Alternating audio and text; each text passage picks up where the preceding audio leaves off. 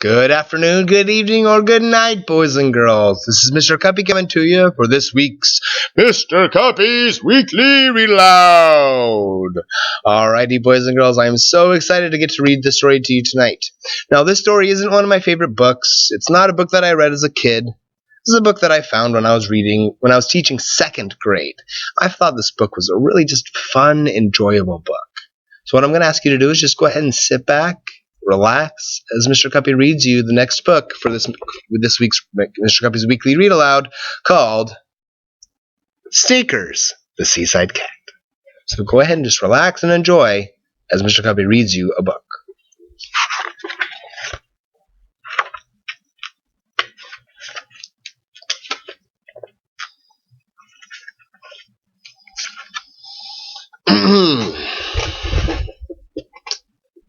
Once there was a little fat cat, and his name was Sneakers. He had 4 white paws, and almost all the rest of him was inky black.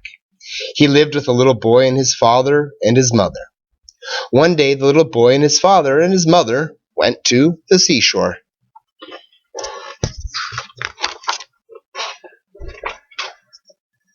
When Sneakers came to the sea, he was delighted. He could smell the fish. He thought he could catch them like mice. When he dipped his careful little white paw into the blue sea, the water was wet, and it was cold. So Sneakers decided to go out in a field and look for mice instead.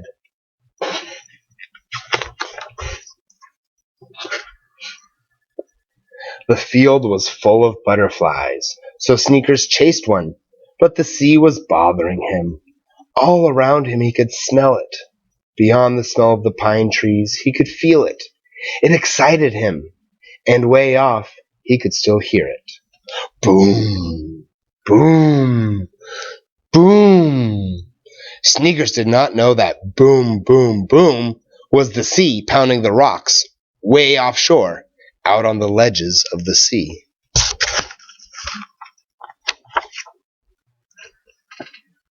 Then he heard, ha, ha, ha, scree, scree. He wondered what it was. First, it was a shadow. Then, it was a bird. Only it was such a big bird, it didn't seem very frightened of a little black cat with white paws. Sneakers didn't like to think about birds who were not afraid of cats, so he went for a walk on the beach.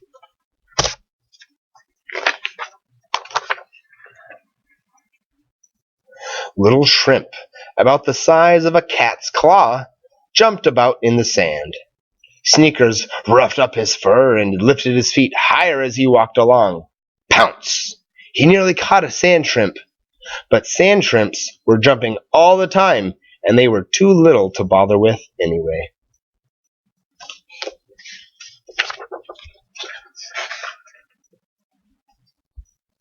Then up ahead, on the yellow sand, Sneakers saw something. It was yellow and pink on the outside. Sneakers had never seen anything that shape before. Then he crept up to it and peeked in. There was nothing in it. He put his head down to it and listened.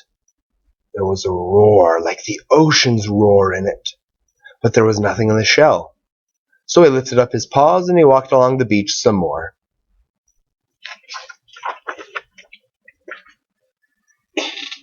He saw a big flat thing with long bent legs. Sneakers could see the 2 shiny black eyes sticking out of its head. Sneakers crept after it, but the crab's eyes stuck out so far out of its head that they had seen Sneakers coming. The crab scuttled down to the water's edge, but Sneakers was too quick for it. He hit the crab with his paw to see what it would do. And this is what the crab did.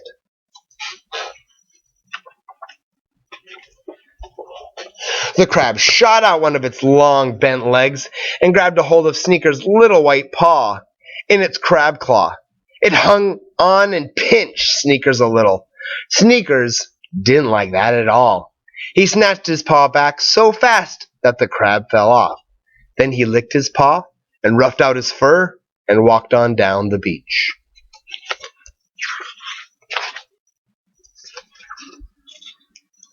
Something was happening in the air. The air was wetter and heavier.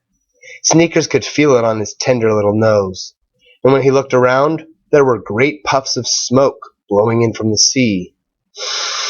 They smelled of the sea and came drifting in puffs as big as clouds, until you couldn't see the sun anymore.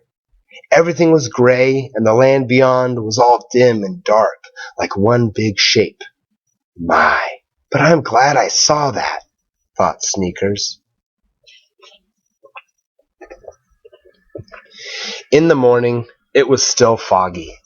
Down in the depths of the sea, the fish swam slowly, and the starfish pointed their spiky arms. Lobsters crawled into lobster pots, and sea urchins clung to the rocks.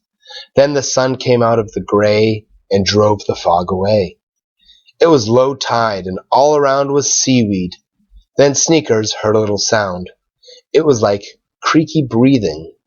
It was the seaweed popping. My, I'm glad I heard that, said Sneakers. And he sat and warmed himself in the sunlight and watched the light on the waves.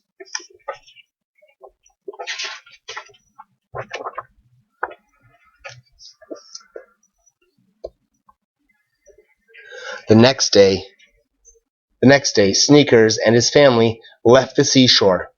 All the way home in the car, Sneakers thought a soft little cat thoughts about the sea. Deep in the fog, a sea-slung gong sleepily rocks to its ding-dong-dong. Hark to the sound of the sea-slung gong, ding-dong-dong, ding-dong-dong.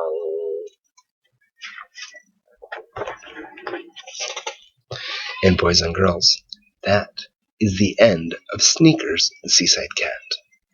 Thank you for listening to me read my Mr. Cuppy's weekly read aloud. I hope you enjoyed it, boys and girls. This was just meant as a time for you to just sit back, relax, and listen to a book being read to you. So just go ahead and continue working on your homework, and make sure that you get this signed by a parent or a guardian so you get an extra piece of Cuppy Cash. I'll see you tomorrow.